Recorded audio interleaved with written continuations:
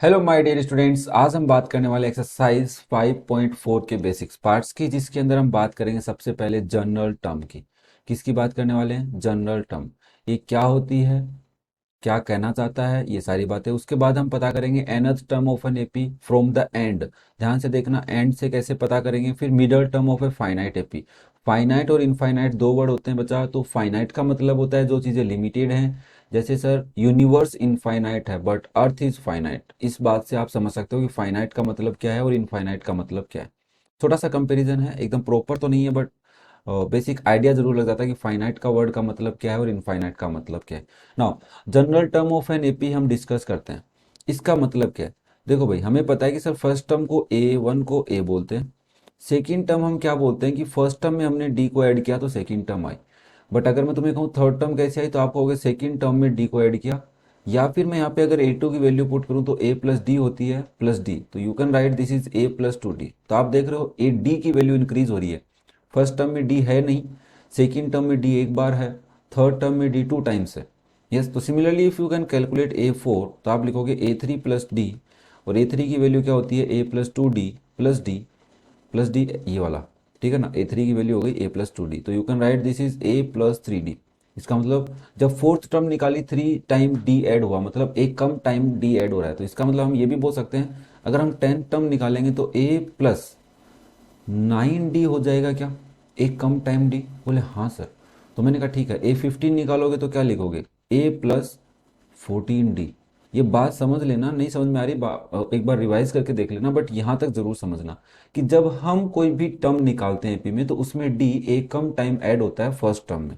तो इसी को जनरल टर्म यहाँ पे बोला है ए एनथ टर्म, कि कोई भी एन नंबर होल नंबर होना चाहिए। वो टर्म अगर आप निकालोगे तो आप ए में एन में से एक कम टाइम डी ऐड करोगे। तो this is the general term of an AP, किसी भी एपी की जनरल टर्म। कोई भी टर्म हो सकती है। आपको उसकी जनरल टर्म निकालने के लिए पता होना चाहिए कौन सी टर्म निकाल रहे हो। उस एपी का फर्स्ट टर्म पता होना चाहिए और इस एपी का डी पता होना चाहिए। That is common difference. बात समझ में आई? ओके। नाउ अगर मैं आपको कोई एपी लिख के दूं, जैसे two, four, six, eight, ten, और यहाँ पे डॉट डॉट डॉट करके मैंने 96 लिख दिया। अब आपके पास ये एक एपी है, ध्यान से समझना। ठीक है। अब अगर इस एपी को मैं सेकंड टॉपिक बता रहा हूँ आपको, that is nth term of an AP from the last, last से। तो इसका मतलब क्या है? अगर मैं तुम्हें कहूँ इसकी 11th टर्म बताओ, तो आपको इधर से 11th नहीं बतानी है, तब तो ये फॉर्मूला काम करेगा। बट अगर आपको पीछे से nth टर्म बतानी है तब क्या करना है वो समझो। पहले इसका कॉन्सेप्ट समझते हैं, फिर इसका जो फॉर्मूला है वो समझेंगे। तो अगर किसी भी एपी को आपका nth टर्म निकालनी है तो हम एक काम कर सकते हैं। सर इस टाइप से जा रहे हैं तो इंक्रीजिंग एपी बन रही है, यस और नो? तो सिंपल सी बात है, पीछे से आगे आएंगे तो ये डिक्रीजिंग बनेगी। ये बात समझ में आ रही है? डिक्रीज हुई 96 से पहले कौन सी टर्म होगी? तो आप चेक करोगे यहाँ पे टू से फोर कैसे आया होगा। तो आप कहोगे फोर माइनस टू, टू का डिफरेंस आ रहा है, प्लस का टू आ रहा है ना। अरे डी ऐसे ही तो निकालते हैं, सेकेंड टर्म में से फर्स्ट टर्म माइनस करने पे। बोले हाँ। तो मैंने कहा इससे पहले कोई भी टर्म अगर एक्स होगी, उस टर्म को अगर 96 में से माइनस किया होगा तो क्या हुआ आएगा होगा? टू आया होगा। भाई 96 से पहले एक्स था, मान लो, एज्यूम कर लो। तो आप कहोगे हमें डी निकालने का एक कॉन्सेप्ट पता है कि जो बाद वाली टर्म होती है उसमें से पहली वाली टर्म माइनस कर लो तो डिफरेंस आ जाता है। तो यहाँ से एक्स को उधर ले जाओ और टू को इधर ले आओ, तो 96 minus two, sorry plus two नहीं होगा, माइनस टू इज एक्स। तो यहाँ से x की वैल्यू क्या आ जाएगी? 96 माइनस टू इज 94। ये सुनो, तो इसका मतलब लास्ट टर्म 94 और 96 हो सकती हैं, दो टर्म्स। इससे पहले कुछ टर्म्स हैं और आगे वाली टर्म्स लिखी हुई हैं। अब मैं तुम्हें कहूँ कि इस एपी को इधर लेके आना है, तो अगर इस एपी को पीछे से काउंट करें तो ये अगर हमारी फर्स्ट टर्म हो जाएगी, ये हमारी कौन सी टर्म हो जाएगी? Second term. तो आपको डी पता करना है तो आप क्या कहोगे? ए टू में से ए माइनस कर दो। तो आप लिखो डी पता करना है, पीछे से डी पता करना है। मैं सारी चीजें बताऊंगा, थोड़ा सा वेट करो। देखो ये एकदम बेसिक लॉजिक समझा रहा हूँ पहले तो आप क्या कहोगे? 94 में से 96 माइनस कर लो, माइनस टू आ गया। अरे सर एक चीज समझ में आ रही है कि अगर आप एपी का, अगर यहाँ से कोई एपी है उसको अगर हम इस डायरेक्शन में डी ढूंढते हैं तो वो अगर प्लस का आया है तो उसका रिवर्स माइनस का आएगा। इसका मतलब अगर आपके पास ए टू, ए1, ए2, ए3, ए4 to dot dot dot A N लिखा हुआ है, तो आप अगर इधर इससे जाओगे तो डी की वैल्यू अगर प्लस है तो इस डायरेक्शन से आओगे तो डी की वैल्यू क्या होगी, माइनस। अच्छा, इसका मतलब ये भी हो सकता है अगर डी इस डायरेक्शन में माइनस है तो पीछे से देखोगे तो डी कैसा मिलेगा, प्लस। इसका मतलब जो फॉर्मूला अपने पास है उसमें वैल्यू माइनस पुट करनी है या फिर प्लस पुट करनी है, ऐसा ही कुछ होने वाला है। तो मैंने कहा कुछ नहीं करना यार, उस एपी को आप पीछे से लिख दो। यहाँ से लिख दो 96, फिर आएगा 94, फिर आएगा 92, ऐसे करते करते करते यहाँ पे आएगा 10, फिर 8, 6, 4, 2। इस टाइप से आपकी एक एपी बन जाएगी रिवर्स ऑर्डर में। ओके ओके, समझ में आ रहा है। पीछे से एपी लिख लेंगे। अब एक बात बताओ, वो थोड़ी देर पहले कह रहा था पीछे से 11th टर्म बताओ, तो अब मैं इसको ऐसे बोल सकता हूँ आगे से 11th टर्म बतानी है मुझे। समझ में आया लॉजिक क्या कह रहा है। ये reverse nth term from the end वाला कॉन्सेप्ट समझा रहा हूँ। तो नाउ अब आप बोलोगे सर इसका मतलब तो ये हो गया फिर कि एपी को उल्टा लिखना पड़ेगा हर बार। मैंने कहा नहीं। अगर आपके पास कोई एपी है A1, A2, A3 dot dot dot AN, तो इस AN को आप लास्ट टर्म बोलोगे। क्या बोलोगे, लास्ट टर्म। तो आपके लास्ट टर्म से कोई भी टर्म निकालनी है LN, तो आप इसको लिखोगे L माइनस, देखो ये फॉर्मूला आपका पेज नंबर, और मैं तुम्हें बताऊं तो पेज नंबर कहाँ है, तो 5.13 पे लिखा हुआ है। ठीक है, तो L minus n minus one into d, ये LN हो जाएगा लास्ट टर्म से। अब इस चीज़ को अगर याद नहीं रखना चाहते, याद रखो, पहली बात तो मैं ज़रूर कहूँगा, अदरवाइज कॉन्सेप्ट समझो कि सर हम एपी को उल्टा लिखेंगे। ठीक है, एपी को उल्टा कैसे लिखा जाएगा, पहले डी पता करेंगे, आगे से उसका साइन चेंज कर लेंगे, पीछे से उसका रिवर्स हो जाएगा। ठीक है, फिर डी पता करने के बाद एपी को रिवर्स ऑर्डर में लिख लेंगे। और फिर जितना पीछे से उसने पूछा है कि 11th टर्म बताओ उसका, अगर तुमसे पीछे से 11th पूछा है तो हम अब की बार आगे से 11th टर्म हमें निकालनी आती है, जिसका फॉर्मूला हमारा ये रहा। हमें डी चाहिए, और ओब्वियसली आप खुद देखो यार, डी अगर प्लस का है तब तो ठीक है, माइनस का है तो यहाँ माइनस होगा और उसी में प्लस हो जाएगा। लॉजिक वाला है, बाकी क्वेश्चन करेंगे तब आपको एकदम अच्छे से क्लियर हो जाएगा। Now we discuss about the middle term of a finite AP. देखो इस चीज़ को समझने के लिए भी तुम्हें एक छोटा सा एग्जाम्पल देना पड़ेगा मुझे, तभी बहुत अच्छे से समझ में आएगा। देखो एक एग्जाम्पल देता हूँ तुम्हारे को। मैं कहता हूँ कि आपके पास ये नंबर है 2, 3, 5, 8, 7, इसमें बीच में कौन सा नंबर है, तो आप बोलोगे सर 1, 2, 3, 4, 5, तो 1, 2, 3 ये थर्ड वाला बीच में नंबर है, इसके आगे भी टू नंबर्स हैं और पीछे भी टू नंबर्स हैं। ये इसका क्या है, मिडल पॉइंट है, या बोल सकते हैं बीच का नंबर है, सेंटर नंबर। ठीक है, बोले ठीक है। तो ये मिडल वैल्यू बता रहा है, मिडल टर्म। इस अगर ये एपी होती तो इसका मिडल टर्म क्या होता। तो मैंने कहा चल एक काम और करते हैं, ऐसा करते हैं, मैंने ये नंबर लिख दिए 5, 7, 6, 8, 4, 3। अब बताओ मिडिल टर्म क्या है, तो आपने कहा 1, 2, 3, 4, 5, 6। अगर मैंने 6 को मिडिल टर्म लिया तो इधर टू टर्म्स हैं, इधर थ्री टर्म्स हैं। और अगर मैंने 8 को मिडिल टर्म लिया तो इधर टू टर्म्स हैं और इधर थ्री टर्म्स हैं। ये क्या लफड़ा है।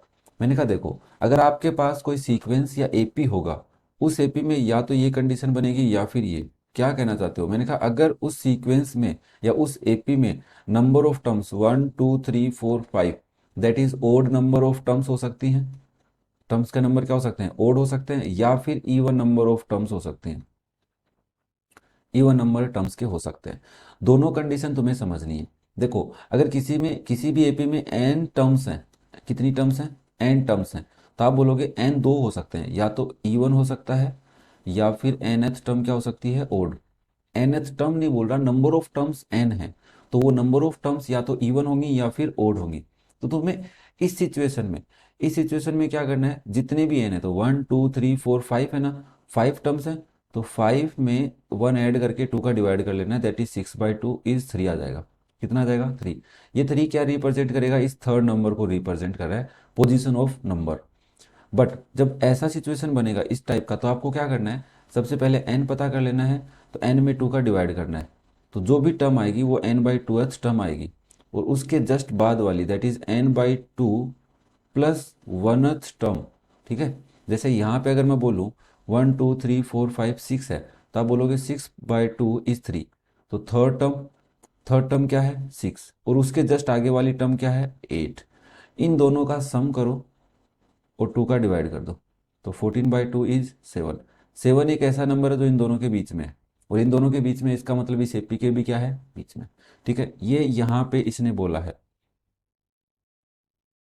क्लियर है। अब हमारे को ये टर्म्स पता करनी है, कैसे पता करनी है वो हमें समझना है। तो ये एक तो n/2th और n/2 + 1th टर्म, इसका मतलब है एक टर्म और उसके जस्ट आगे वाली टर्म। और यहाँ पे हमारे को डायरेक्ट n/2th टर्म निकाल लेनी है, n+1/2th टर्म। इस वाली सिचुएशन में n+1/2th टर्म, दोनों में बच्चे कंफ्यूज हो जाते हैं, ये क्या लिखा हुआ है और ये क्या लिखा हुआ है, दोनों का मतलब अलग है। तो प्लीज़ मैंने 10 मिनट ये बेसिक समझाने में लगाए हैं, तो इसको एक बार अच्छे से तैयार जरूर कर लेना, समझ जरूर लेना। तो ये हमारा बेसिक्स था। फिर भी कोई डाउट रह जाए बेसिक में तो कमेंट करना, और बाकी एग्जाम्पल समझा रहा हूँ वहाँ पे क्लियर करता जाऊँगा साथ साथ में। ओके, चलो एग्जाम्पल नंबर 1 डिस्कस करते हैं, या दैट इज इलुस्ट्रेशन। इस इलुस्ट्रेशन को डिस्कस कर लेते हैं। क्या लिखा हुआ है? Find the sixth term of from the end of the AP this. इस एपी के पीछे से लास्ट में से सिक्स टर्म निकालो। तो अभी मैंने कहा था इस एपी के आगे से देखो डी क्या आ रहा है, तो डी क्या होगा? 14 - 17 होगा, दैट इज -3। इसका मतलब पीछे से डी क्या हो जाएगा? +3 हो जाएगा। मतलब मैंने कहा -40 में +3 करेगा तो कितना आएगा? -37। तो यहाँ पे इससे जस्ट पहले क्या टर्म है? -37। तो आप एक ही बना एपी बना सकते हो, -40 -37 dot dot dot dot dot 11 14 17। दो ही टर्म बहुत है अपने को, कोई ज़्यादा नहीं चाहिए। तो हमारे को पता चला इस एपी का, इस पर्टिकुलर एपी का रिवर्स ऑर्डर में जो एपी है, उस एपी का फर्स्ट टर्म क्या है? A1 क्या है? -40, that is our A. And D क्या है? +3 है। दिख रहा है तुम्हें? -40 से -37, this is the increasing AP. ध्यान से सुन लेना, माइनस में नंबर जीरो की तरफ जाता है, इंक्रीजिंग एपी होता है। तो डी क्या है? +3। अब तुमसे कौन सी टर्म पूछ रहा है? Six term. तो आप लिखोगे A6 क्या होता है? हमने अभी फॉर्मूला पढ़ा था, an का फॉर्मूला होता है A+n-1 इंटू डी। तो सिक्स निकालना है तो A+6 - 1 इंटू डी। ए की वैल्यू कितनी है? -40 + 5 इंटू 3, तो हो जाएगा -40 + 15, दैट इज माइनस, माइनस का नंबर आएगा और -35 और दैट 25। तो -25 इसका क्या हो जाएगा आंसर? मैं एक बार चेक कर लेता हूँ, यही दिया हुआ है क्या इलुस्ट्रेशन इसमें? कहाँ रे? हाँ, -25। अब इसने क्या किया? इसने फॉर्मूला लगाया है nth टर्म का, that is Ln-1 into D. तो आप बताओ इस एपी में डी कितना है? डी है -3। एल लास्ट टर्म कितनी है? एल का मतलब है यहाँ पे -40। इसके लिए मैं डेटा दोबारा लिख रहा हूँ।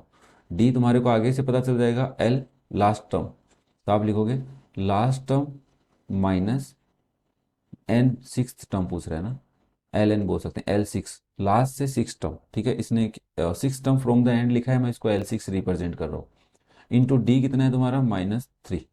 सोल्व करोगे तो -40 माइनस ये माइनस इस माइनस से मल्टीप्लाई होगा तो प्लस बन जाएगा, 5 इंटू 3। तो -40 + 15 इज -25। दोनों तरीके से मैंने तुम्हें क्वेश्चन समझा दिया है, ये एक इलुस्ट्रेशन था बेसिक सा। Now we discuss example number 1। Find the 12th 24th and nth term of the given AP bye.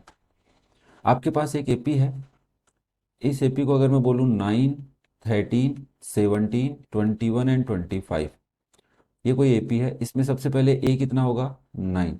और डी पता करना है, तो A2 माइनस ए करोगे, A1 करोगे तो कितना आएगा? 13 - 9 करोगे बच्चा तो आएगा +4। ठीक है, अब आपको क्या पता करना है? 12th टर्म पता करना है, तो आप लिखोगे A12। तो A12 के लिए क्या लिखोगे? A+12 - 1 into D. एक कम टाइम डी ऐड होगा, तो ए कितना है तुम्हारा? 9 + 11 इंटू डी कितना है? 4। तो 9 + 44, ये हो जाएगा 53।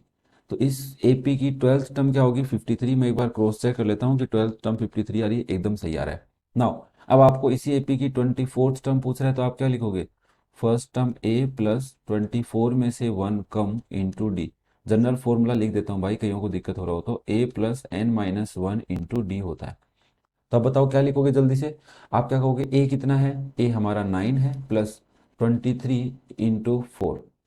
मैं इसको प्रोडक्ट कर लेता हूँ, 9 + 4 3 = 12, कैरी 1 92, और दैट इज 101। 101 आ रहा है, एकदम सही आ रहा है। ठीक है, नाउ तुमसे nth टर्म पूछ रहा है, तो तुम्हें ज़्यादा दिमाग लगाने की जरूरत नहीं है, that is A+n-1 into D हो जाएगा। This is your nth term. n का मतलब n में से एक कम डी। ये आपको am भी पूछ सकता था, यहाँ से ये तुम्हें mth टर्म भी पूछ सकता था। तो mth के लिए क्या करते? आप लिखते यहाँ पे, sir am is A+m - 1 into D. थोड़ा स्टार्टिंग स्लो चलता है अपना, फिर अपन फास्टली बहुत सारे क्वेश्चन एक ही क्वेश्चन में कर लेते हैं। अगर आप कंटिन्यू व्यूअर हैं तो आपको जरूर पता होगा। नाउ एग्जाम्पल नंबर 2 क्या कर रहा है, so that the sequence is an AP. So that the sequence is an AP, पहले तो बताओ ये एक एपी है या नहीं। मैंने कहा ठीक है भाई, देखो हमारे पास एक सीक्वेंस गिवन है। सीक्वेंस है क्या, 9, 12, 15, 18। तो हमने कहा ये हमारी A1 है, ये हमारी A2 है, ये हमारी A3 है, ये हमारी A4 है। तो पहले हम D1 पता करेंगे, that is A2 minus A1 is 12 minus 9 is 3। फिर हम इसका D2 पता करेंगे, जो आएगा A3 माइनस A2, वो कितना हो जाएगा 15 माइनस 12 इज ऑल्सो 3। फिर हम इसका D3 थर्ड टाइम डिफरेंस, सभी टर्म में इसमें से डिफरेंस निकालेंगे, A4 माइनस A3 जो क्या रहा है 18 माइनस 15 ऑल्सो 3। तो since D1 is equals to D2 is equals to D3, so this is an AP. अब ये बात थोड़ी देर बाद में मैं दोबारा इतना डीपली नहीं समझाऊंगा, ध्यान से सुन लो भाई। ये क्या है, तुम्हारी एक एपी है।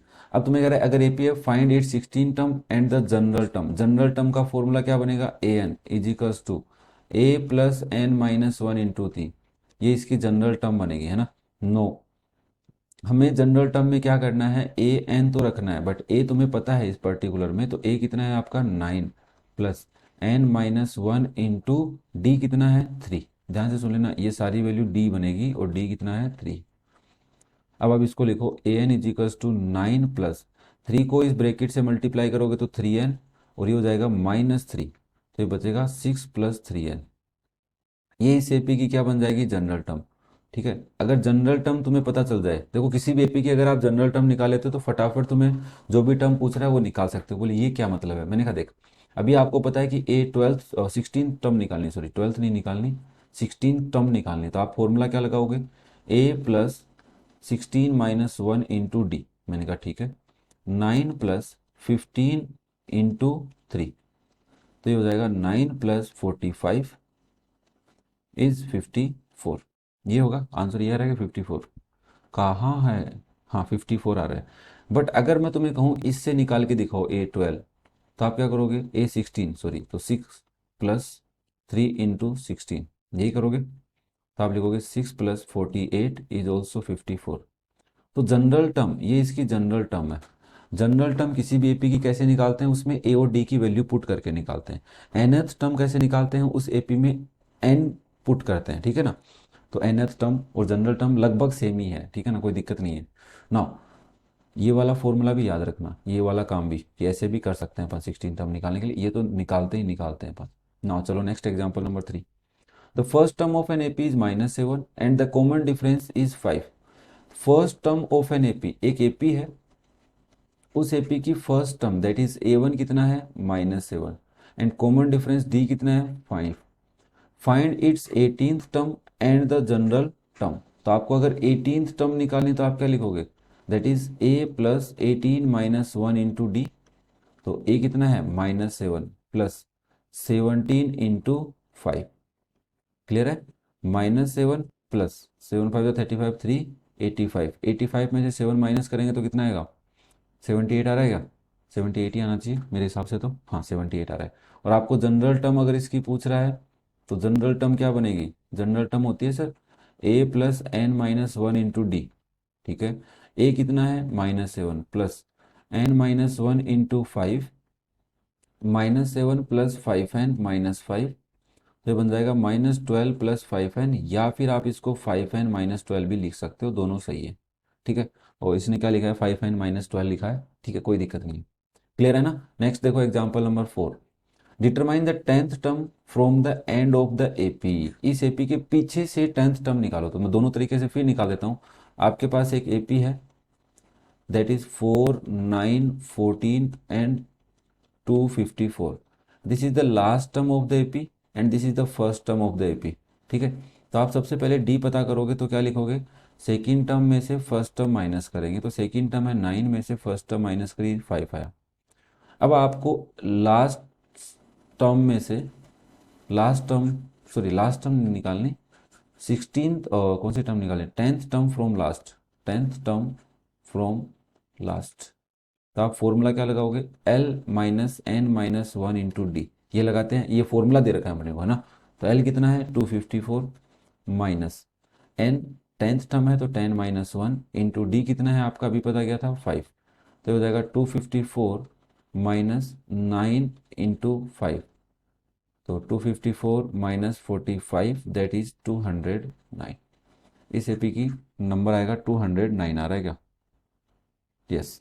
बट अगर मैं तुम्हें कहूँ इसमें और कुछ भी कर सकते हो, बोले हाँ सर आपने ही तो बताया था कि पहले डी पता करो, वो आया 5 है, तो रिवर्स करने पे या लास्ट में रिवर्स में एपी लिखने पे डी की वैल्यू हो जाएगी -5। मैंने कहा वेरी गुड। तो हम ए 10 निकालने के लिए फॉर्मूला लगाते हैं A plus N minus one into D, but A कौन हो जाएगा, ये वाला एल हो जाएगा, पीछे से एपी को लिखेंगे तो 254 प्लस 10 माइनस वन इंटू -5। तो आप देख लो भाई 254 प्लस 9 इंटू -5, ये भी कितना हो रहा है 254 माइनस 45, तो इसका आंसर भी 209 आ रहा है। तो आपको जो पसंद आए, जो तरीका पसंद आए, मेरे हिसाब से दोनों समझ में आने चाहिए, जो मन करेगा वो लगा लेंगे, कोई दिक्कत नहीं है। Now fifth example, which term of the sequence is 95। अब देखो इसका कहने का मतलब क्या है, अगर ये 95 मैं ऐसे लिख देता हूँ -1 3 7 और 11, ये आपके पास एक एपी है, इस एपी में कहीं पे 95 लिखा हुआ है क्या, ये पूछ रहा है तुमसे। तो आप कहोगे अगर इस एपी में कहीं पे 95 लिखा हुआ है तो इसको मैं इसकी nth टर्म अज्यूम कर लेता हूँ कि ये इसकी कोई ना कोई nth टर्म है, फिर मैं इसमें n की वैल्यू निकालूंगा। We will find the value of n। अगर n की वैल्यू होल नंबर या नेचुरल नंबर आती है, होल तो नहीं आएगी बट नेचुरल नंबर अगर आती है, n की वैल्यू 15 आती है, 17 आती है, 19 आती है, तब तो ये इसकी टर्म है। अगर n की वैल्यू डेसिमल में या फ्रैक्शन में बन रही है मेरे पास, तो n कोई होल नंबर या नेचुरल नंबर नहीं बन पा रहा है, तो इसकी टर्म नहीं हो सकती है। ये बात ध्यान से सुनना।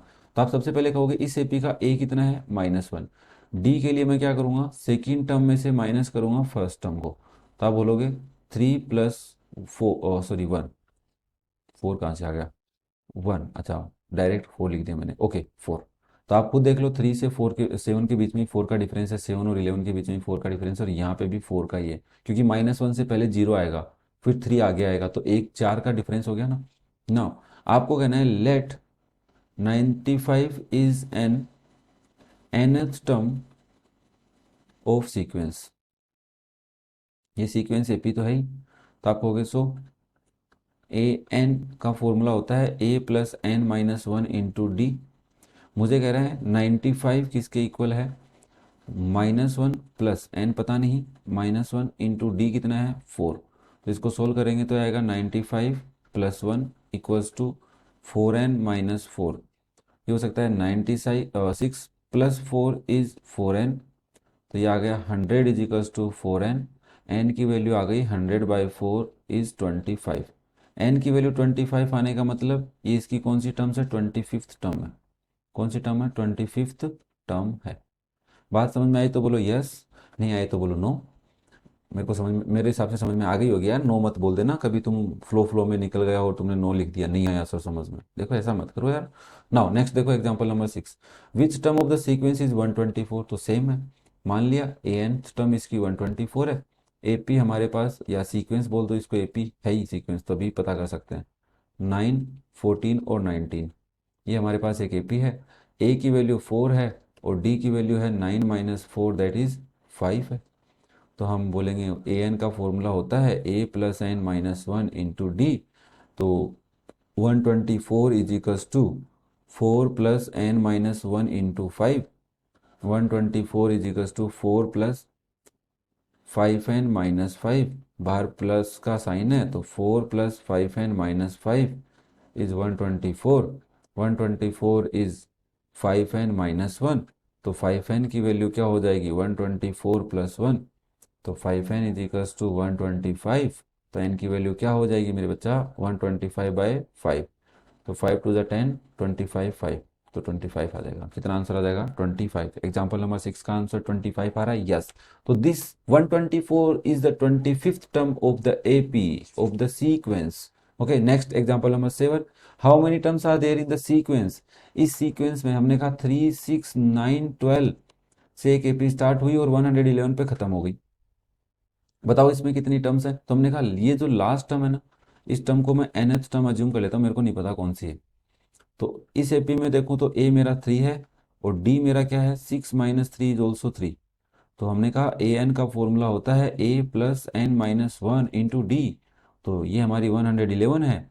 ए कितना है, 3 + n-1 × 3। तो ये हो जाएगा 3n, सॉरी सॉरी 3n नहीं, 3 + 3n - 3, 3 से 3 कटेगा, इज 111। तो 3n इज इक्वल्स टू 111/3। अब कहीं की तो सीपी, सॉरी 3 कहाँ से आ गया डिवाइड में, कहीं की तो सीपीवीपी गुल हो गई। सर 111 3 से डिविजिबल ही नहीं है। मैंने कहा रुक रे, एन की वैल्यू क्या आएगी, 111/3 डिवाइड करके देख, 3 × 3 = 9, माइनस करेगा 2 और 1 7, 21 0। तो इसका मतलब एन की वैल्यू कितनी आ गई, 27। अब इसका मतलब ये इसकी 27th टर्म है। तो इस एपी में यहाँ 1 2 3 4 करते करते कहाँ तक पहुंची है, 27 तक। तो इस पूरी एपी में कितनी टर्म्स हैं, 27 ही टर्म्स हैं। आंसर क्या आ गया, 27, sorry 37, sorry sorry sorry sorry 37। अरे तो यार आंसर तो सही है ना, 37। कितनी टर्म्स हैं, 37 टर्म्स। नेक्स्ट देखते हैं example number 8। For what value of n are the nth term of the following two APs the same? Okay, for what value of n, कि n की वैल्यू क्या रखूं, the nth term of the following two APs same होंगी, कि इसकी मैं nth term निकालूं और इसकी मैं nth टर्म निकालूं, वो दोनों सेम आएंगी। तो बताओ कौन से नंबर की टर्म है n, कौन से नंबर की वो टर्म्स है। तो मैंने कहा देखिए एपी है, इस एपी में A1 है, डी कितना है बचा, 7 - 1 = 6। और इस एपी की अगर मैं बात करूं तो A69 है, और डी कितना है, 68 - 69 दैट इज -1। देखो ये डिक्रीजिंग एपी है और ये इंक्रीजिंग एपी है, तो ऑब्वियसली कोई ना कोई टर्म्स तो एक जैसी टर्म मिल सकती है इनके बीच में, कौन सी है और कितने नंबर वाली टर्म है। पहले तो कौन सी भी निकाल दोगे तो भी कोई दिक्कत नहीं है, बट तुमसे ए एन नहीं पूछा उसने, उसने पूछा है कितने नंबर वाली टर्म्स है, कि इसमें कौन सी टर्म है और इसमें कौन सी टर्म है। ठीक है, कितने नंबर के बाद जाने के बाद दोनों मिलेंगे। तो इंटरसेक्टिंग लाइन वाला कॉन्सेप्ट अप्लाई हो रहा है कि यहाँ पे आके मिलेंगे सर, ये एक एपी है, ये एक एपी है, यहाँ मिलेंगे, पता करना है कौन से। साइंस का सा डायग्राम नहीं बन गया गया ना। तो आप इसका ए एन निकालोगे तो लिखोगे 1 + n-1 × 6। तो ये बनेगा 1 + 6n - 6 दैट इज 6n - 5। ये इसकी nth टर्म है। और उसकी nth टर्म क्या हो जाएगी, 69 + n-1 × -1।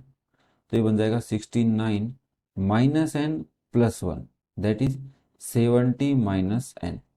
ये इसकी nth टर्म है। क्वेश्चन कह रहा है कि दोनों की nth टर्म इक्वल है, तो हमने कहा इक्वल पुट कर देते हैं, नाराज काहे होते हो। Is equals to 70 - n। अब -5 इधर ले आओ, n इधर ले जाओ, तो ये बन जाएगा 6n + n equals to 70 + n 5, sorry. तो ये बन जाएगा 7n इज इक्वल्स टू 75। तो n की वैल्यू क्या आएगी, 75/7। बताओ ऐसा कोई नंबर आएगा क्या, नहीं आएगा सर। इसका मतलब क्या हुआ कि सर ऐसी कोई टर्म है ही नहीं जो दोनों की इक्वल है। भाई यहाँ से n की जो आप वैल्यू कैलकुलेट करोगे वो नॉट नेचुरल नंबर, कोई नेचुरल नंबर नहीं है। मैं ये बात ऐसे भी लिख सकता हूँ और नॉट बिलोंग्स टू n ऐसे भी लिख सकता हूँ, ठीक है। तो दोनों का मतलब एक ही है कि दोनों नेचुरल नंबर नहीं आ रही। इसका मतलब दोनों की कोई ऐसी टर्म नहीं है, आइडेंटिकल टर्म बोल सकते हो, या कोई भी ऐसी टर्म नहीं है जो दोनों की सेम हो। तो इसका मतलब हमें पागल बना रहा है, बट कॉन्सेप्ट अच्छा था। चलो इससे रिलेटेड आगे कोई क्वेश्चन आए जो सही हो, और उम्मीद करते हैं कि कोई ऐसा क्वेश्चन पूछे हमसे। नेक्स्ट देखो example number 9। Which term of the arithmetic progression will be 130 more than it's 31st term. बड़े आराम से समझना, आपके पास एक एपी दे रखी है बच्चा, एपी है 5 15 25। इस एपी की विच टर्म, कौन सी टर्म, तो हमने कहा nth टर्म क्या है, nth टर्म क्या है, 130 मोर देन 130 ज़्यादा है किससे, 31st टर्म से। तो 31st टर्म को A31 बोल सकता हूँ, यस। उससे कितनी ज़्यादा है, 130 ज़्यादा है। तो मुझे बताओ आपको इस एपी का ए पता है क्या, 5। इस एपी का डी पता है क्या, 15 - 5 इज 10, यस। तो क्या आप इसकी A31st टर्म निकाल सकते हो, बोले हाँ कैसे। दैट इज, देखो A31st टर्म निकाल सकते हैं अपन, कैसे निकालेंगे, और वो होता है A + 31 - 1 × D, यही होगा nth टर्म निकालने का formula. 5 + 30 × 10 that is 5 + 300 it is 305। अब क्वेश्चन तुम्हें क्या बोला, nth टर्म क्या है, इसकी 31st टर्म से 130 ज़्यादा है, तो आप इसको कैलकुलेट कर लो। विच टर्म, कौन सी टर्म, ये भी पूछ रहा है, ठीक है, ध्यान से सुनना। ये हो जाएगा 435, मतलब इसकी कोई nth टर्म कितनी है, 435 है। अब nth टर्म कैसे लिखते हैं, that is a plus N minus one into D is 435। देखो यहाँ पे क्वेश्चन तुमसे टर्म नंबर पूछ रहा है कि ऐसी कौन सी टर्म है जो 31st टर्म से 130 ज़्यादा है, या हमसे ये पूछता है कि बताओ वो उस टर्म की वैल्यू कितनी है जो इससे इसकी 31st टर्म से 130 ज़्यादा है। दो क्वेश्चन बन गए, तो पहले क्वेश्चन का आंसर, दूसरे क्वेश्चन का आंसर तो यहाँ आ गया। अब जो हमसे इसने पूछा है वो एन पूछना चाह रहा है, तो आप इसमें ए की वैल्यू पुट कर दो, 5 plus N minus one into 10 equals to 435। 5 इधर ले आओ, यहाँ पे बनेगा 10n minus 10 equals to 435 minus 5।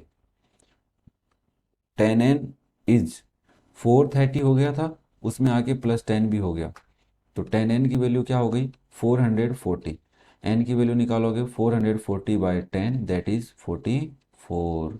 इस पर्टिकुलर एपी की 44th term that is A44th term क्या है, 31st टर्म से 130 ज़्यादा है। ये इक्वेशन बनवा बनवा के हमसे कंफ्यूज करवाएगा, है ना। कंफ्यूज तो नहीं होने दूंगा मैं, जब तक हम बैठे हैं तब तक आपको कंफ्यूज होने की ज़रूरत नहीं है, ठीक है, कंफ्यूज नहीं होना है। ओके चलो नेक्स्ट एग्जाम्पल नंबर 10। अब देखो इसमें एग्जाम्पल नंबर 10 तक ही हम करेंगे आज, क्योंकि थोड़ा बेसिक्स का पार्ट कवर कर लिया है, नेक्स्ट में हम बाकी पार्ट्स भी करेंगे। Which term of AP will be 132 more than it's 54th term. बड़ा सिंपल सा क्वेश्चन है कि इस एपी की कौन सी टर्म, तो हमने कहा nth टर्म। nth टर्म की वैल्यू हो जाएगी an, वो जो वैल्यू है वो वैल्यू क्या है, इसी एपी की 54th टर्म से 132 ज़्यादा है, ये कह रहा है। तो मैंने कहा एपी कौन सी है, तो आपने कहा एपी तो ये रही, 3, 15, 27 और 39। मैंने कहा ओके। इस एपी का ए कितना है रे, बोला आपने कहा 3 है सर। मैंने कहा ओके। डी कितना है, तो आपने कहा 15 माइनस 3 कर लो 12 आ जाएगा, ओके। तो आप इसकी 54th टर्म निकाल सकते हैं, तो आपने कहा जरूर। ए प्लस 54 - 1 इंटू डी करेंगे तो आंसर आ जाएगा। मैंने कहा निकालो। तो ए कितना है, 3 प्लस 53 इंटू 12। मैं इसको केसी की हेल्प से कर लेता हूँ ताकि हमारा टाइम थोड़ा सा कम कंज्यूम हो। और 53 इंटू 12 करेंगे तो आंसर आ रहा है 636। तो 3 प्लस 636 हमारा आंसर है, दैट इज 639। इसकी 54th टर्म 639 है। हम क्वेश्चन के अकॉर्डिंग वैल्यू पुट करते हैं, ए एन की वैल्यू क्या आएगी, 639 प्लस 132, तो प्लस 132 करने पे 768 आ रही है। इसकी जो टर्म है वो कौन सी है, 768 उस टर्म की वैल्यू है। तो बताओ वो टर्म की जो वैल्यू 768 है वो कौन सी है, ये पूछना चाह रहा है। तो आप कहोगे that is A plus N minus one into D is 768। Okay, A कितना है, ए तो नहीं पता, नहीं पता है 3 है, एन नहीं पता, माइनस वन नहीं पता, डी कितना हो जाएगा 12 इक्वल्स टू 768। और 3 उधर ले जाओ तो यहाँ पे बचेगा 12L माइनस 12 इज 768 माइनस 3। ठीक है, तो इसमें -3 करेंगे तो ये आएगा 567। ठीक है, और यहाँ से 12N यहीं रहने दो और इधर आके +12 भी कर दो, तो 12N की वैल्यू क्या हो जाएगी, 777। अरे ये बड़े खतरनाक है यार, 777। ठीक है, सही है क्या, चलो। और 777 में 777 डिवाइड बाय 12, नहीं यार कुछ तो गलती कर दी अपन ने। 53 इंटू 12, एक मिनट रुक जाओ मैं चेक कर लेता हूँ। 53 इंटू 12 636 प्लस 3 639, 639 में प्लस 132 भी किया, 771 आ रहा है, ओके। 639 में 7, यहाँ पे गलती कर दी अपन ने, यहाँ पे 771 आएगा। ठीक है, तो यहाँ पे भी नहीं आएगा, यहाँ पे भी नहीं आएगा, और यहाँ पे चेक कर लेते हैं। 771 में से -3 करना है, तो मैं -3 भी कर देता हूँ। 768 आ रहा है, तो यहाँ पे 768 आएगा। इसमें 12 ऐड करोगे तो 777 नहीं आएगा, प्लस 12 करोगे तो 780 आएगा, 780। अब n की वैल्यू निकालोगे तो आएगा 780 डिवाइड बाई 12। अब तो से याद आओ, डिवाइड बाय 12, 65 आ रहा है, इसका मतलब n की वैल्यू क्या है 65, इसकी 65th टर्म सही आ रहेगा। यस, 65th टर्म जो होगी जिसकी वैल्यू 639 है, नहीं नहीं नहीं 771 है, वो टर्म इसी एपी की 54th टर्म से 132 ज़्यादा है। ओके, तो आज हम एग्जाम्पल नंबर 10 तक करते हैं। कैसे लगे आपको एग्जाम्पल्स कमेंट करके मुझे ज़रूर बताना। चैनल पर नए हो सब्सक्राइब कर लो और फर्दर वीडियो में फिर मिलते हैं, तब तक thank you, best of luck.